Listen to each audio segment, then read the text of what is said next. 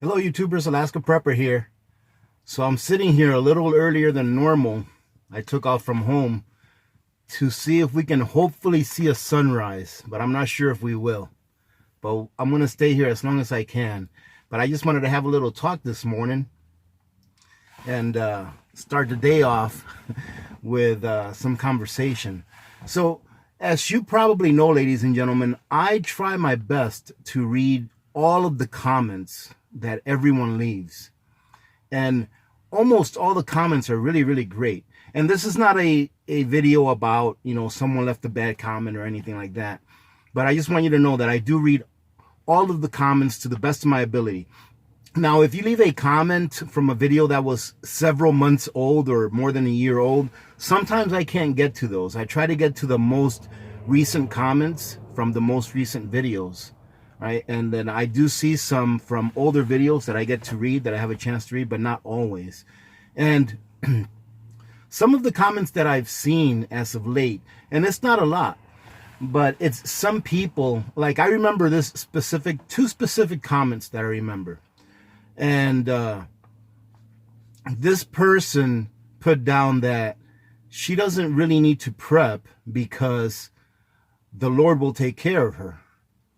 And I went on to, leave a reply that her being directed to not only the video that I put up, but to videos that are alike, like prepping videos that encourage people to be prepared for anything, that is a way of the Lord helping her to get it into her mind to start prepping for whatever may come in the future. I also remember another comment that was not that long ago. This one was just within this week, of someone else saying that there's no need to prepare. All you have to do is trust in the Lord, that the Lord will take care of you. And I remember leaving, and this person left a biblical quote. I forgot what it was, but they left something from the Bible. And I think it was a Shia, so I'll say she, because I think I remember the name being like a female's name, although that doesn't really mean much nowadays on YouTube. It could be anyone, right? But I'll say she just so that I won't have to, try to go around. And I left a reply back, and I said, now, ladies and gentlemen, I'm not a biblical scholar, all right? I can't sit here and quote to you from the Bible off of memory, right? And even if I could, I probably couldn't, because I have a terrible short-term memory. So I left a reply to her, and I said, something came to mind, while I was reading that, something came to mind. I was like, wait a minute. Who was it that told Noah to build the ark? And I honestly didn't remember. Was it God that told Noah to build the ark? So I kind of looked it up. I got on Google and looked it up, and I was like, who told Noah to build the ark? And it says that God told Noah to build the ark like 120 years, if I remember correctly, before the floods came. So I get all these comments, from different folks saying, don't waste your time preparing, just live your life, be happy, whatever happens, happens. You don't have to prep because, the Lord will take care of you. You don't have to prep because if you need help, the government will come and help you. Your neighbors will help you. So pretty much don't bother preparing because fill in the blank will come and help you. Well, ladies and gentlemen, it's your life, and you have to do what you think you should do in order to live a life that will make you happy, because we are only here for a certain period of time. Some people get a calling to do a certain thing, and myself, I honestly feel that one of my callings is to alert people to start preparing. Now, I can't prepare for you, but I can maybe put seeds or plant seeds in your mind as to why it is that you need to start preparing and why it is that you should be prepared. So when it comes down to it, you are in charge of your own destiny. You make your own reality. It can be whatever you want it to be. You can live the rich life and be in debt up to your eyeballs and have the newest vehicle that comes out every year, have a Mac mansion. If you guys remember that term from a while back, a Mac mansion. You know, have a big house with everything in it and a mortgage to go with it. You know, have the $5,000 riding lawnmower so that you can clip grass every time it gets to 3 inches tall. You can have all those things. That can be your reality if you want it to be. And the consequences of living that reality is that growth in the economy, it doesn't last forever. And as history shows, there are ebbs and flows in the economy, and some are better than others, and some are worse than others. So you have to decide what your reality is. And the way I decide what my reality is, my personal reality is, I like to take a look at what's going on in the world, what's going on in our country, and then I like to prepare accordingly. Now, having said that, of course, you need to have a life. In your reality, you should have time for your family. You should have time to smell the roses, per se. You know, you should have time to enjoy this life that we are in now, instead of spending your life doing nothing but prepping for the end of the world, right? Like I've said before, ladies and gentlemen, there's no sense in prepping for the end of the world, right? Because if it's the end of the world, what are you prepping for, right?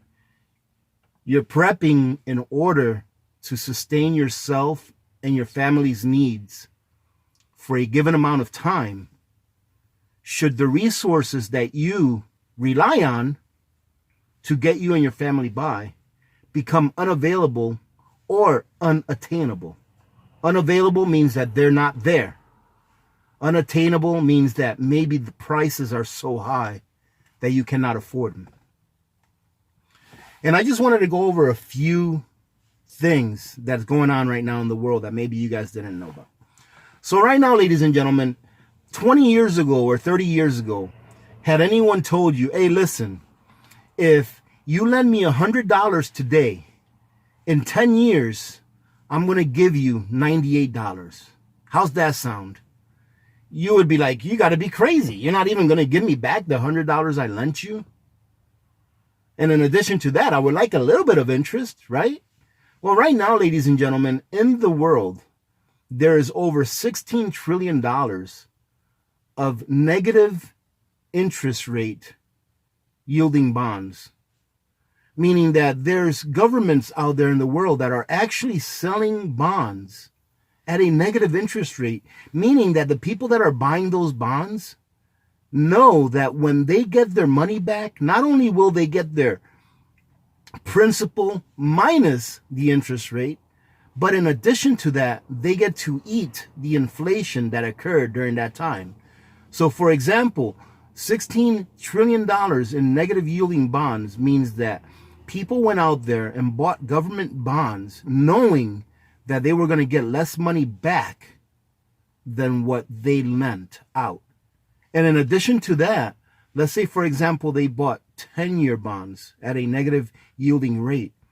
In addition to them getting back less than what they lent the government, they're getting back less in the amount of purchasing power that those funds have for the period of time that they borrow.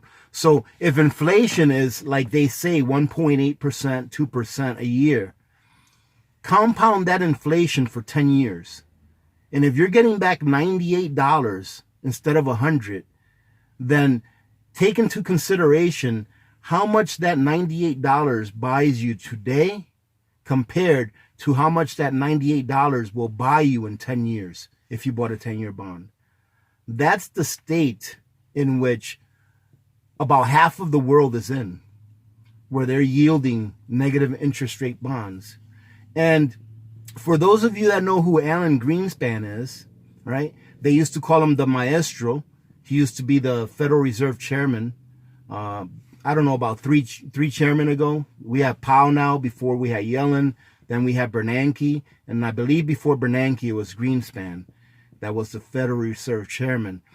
Even he is coming out now saying that the U.S. will eventually be in negative interest rate territory. What does that mean to you and me, ladies and gentlemen? It means that when you put money in the bank, not only will they not pay you an interest rate, but they will charge you money to have in the bank. And most of us today are already living in negative interest rate territory. Because, for example, take a look at your savings account. How much is your savings account yielding you? More than likely, your garden variety savings account is yielding you, maybe if you're lucky, 0.5%. So if you have money in a savings account that's paying you 0.5%, and inflation is 1.8%, then really you're losing out on 1.3% of purchasing power. 1.3% of purchasing power is being drained from the money that you have in the bank. That's something you may want to consider if you have a lot of money in the bank. Now remember, ladies and gentlemen, I'm not a financial advisor. I'm just giving you my thoughts right here. This is something that's really interesting. I read somewhere, I don't remember where it was. I read it in one of these alternative news channels, that China has bought more than 50% of the donkeys in Kenya. China is hurting so much for protein that they've turned to eating donkeys. And in Kenya, the donkey population, which is an animal that they use in Kenya for, not for eating, but for working, to help them carry things, to help them transport things around the farm. They use the donkey a lot in Kenya. Well, the population of the donkeys in Kenya have gone down by 50% because China is buying them up, not to use as work donkeys, but to use as food, as protein. So take that into consideration when you think that protein prices are not going to be going up in the future. You see, ladies and gentlemen, I haven't seen a huge rise in meat prices, and I don't think we will for a while. If you remember me saying a month or 2 months ago, I think that protein prices, not only in the U.S., but throughout the world, and throughout the world, protein prices have gone up. In China alone, I think that the price of pork went up. I heard like 29%. The price of pork went up in the last couple of months. So now they're eating donkeys, all right? But I think that protein prices for us here in the U.S., we're going to start realizing these price increases within the next few months. I remember doing a video a month or two ago, maybe, saying that it's going to be like 6 months to a year, because these things take time for them to catch up to the market. They take time to catch up before we actually realize higher prices and things. Right now, we have U.S. consumers borrowing more than they've ever borrowed before. Right now, we have U.S. consumers who are living on credit. I'm talking about consumers. I'm talking about the average person like you and I. All right. Since 2017, I read this morning that the U.S. consumer has tallied up more than $23 billion in credit card debt. I believe it was in the month of August or the month of July. Added. So right now, the U.S. in credit card debt is well over $1 trillion in credit card debt in the U.S. This is people that are living on credit cards because they have no other means. Student loan debts hit another all-time high. I think it's over 1.5 trillion. I believe it's like 1.6 trillion in student loans. Ladies and gentlemen, we are a nation of debtors. A nation of debtors. And we're going to pay the price for this, because that debt is going to be paid back in one way or another. All right, so If you don't pay off your debt, let's say you claim bankruptcy, what happens? It diminishes your credit score, right? And then what happens when your credit score is no good? You can't borrow, right? So I'm not talking about an individual case here. I'm talking as a nation. Once the world realizes that we will never be able to pay our debt back as a nation, are they going to continue to lend to us? And what I mean by continuing to lend to us, I mean by using the US dollar. Because every time that a nation uses the US dollar, they are loaning us money. By them keeping dollars in reserves, in a way, they're loaning us money by keeping dollars in reserves. Why is that? Because they're not using those dollars. They're not using those dollars to trade in for goods. And the last place in the world, if every nation in the world stopped using US dollars to do international trade, what's the only nation in the world that has to accept those dollars? It's the US. So once all of these nations stop spending US dollars to do international trade and decide to trade in their tokens, their dollars, they're only going to have the US to trade in those dollars in. And they're going to end up flushing the US with dollars, making the price of everyday items go up exponentially. That's why I'm a big proponent of holding some of your wealth in physical goods and not just in paper or digits on a screen. I read that 2019 is going to be looked back at as a disastrous season for corn and other vegetables. There's actually places that make tin cans that are closing their doors because there's not a demand high enough for them to keep their doors open and keep their people employed to continue to make tin cans for the packaging of vegetables like corn, peas, green beans, etc. So I read that somewhere this morning that 2019 will be looked back at a year that was a disastrous year for corn yields. And that's not what we're being told by the mainstream, ladies and gentlemen. Take a look at the USDA, the numbers they put out. I think it was last quarter saying, oh, everything's looking really good. And I mean, I have my thoughts as to why they did that. You see, farmers get their insurance payouts based on what the price of their commodity is, of whatever it is that they're growing. So if they had a failure to plant, or they couldn't plant for whatever reason, or their crop failed for whatever reason, they get an insurance payout, but it's based on what the price of that commodity was. So the USDA coming out and saying, oh, everything is looking great, corn and vegetables and this and that, everything should be fine. Well, what does that do to the market? It keeps the price of those commodities at a low price. And the insurance companies get away with murder by being able to pay these poor farmers a lot less than what they should be paying them. Take a look at the pension crisis, ladies and gentlemen. I'm pretty lucky. I'm retired military, so I have a government pension from the military. And the government can print as much money as it wants. So, myself and anyone else out there that has a retirement from the military or government work, they'll continue to get their paycheck. But in the end, how much purchasing power will those monies have that you get from your pension? Right now, today, every single state in the United States, except for two, I think it's Wyoming and Wisconsin, but don't quote me on that. Every state except for two are underwater with their pensions, meaning that they don't have enough money to fund their pensions.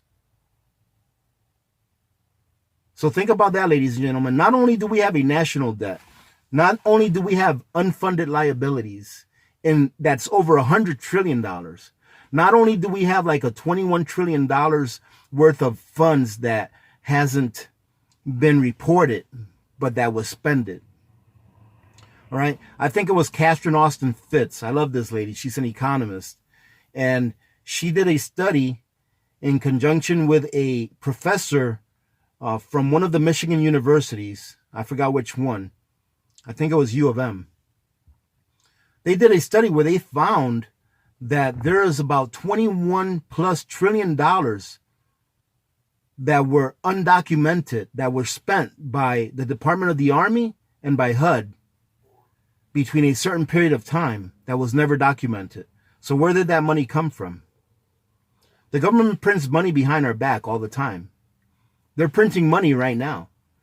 Unless you guys didn't hear this from somewhere else, not too long ago, I think within a week or so, it was seen that the Federal Reserve was printing money and buying bonds with newly printed money. So they were, in the past, we've been doing quantitative tightening, which means that they were taking all of the bonds that they had and all of the assets that they had and selling it into the market.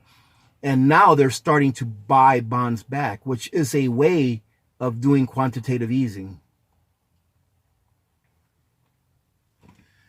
And I also heard that the Federal Reserve Chairman, Jerome Powell, blatantly said for the public to hear, the president is not my boss. The government of the United States cannot tell the Federal Reserve what to do. Well, whose country is it, ladies and gentlemen?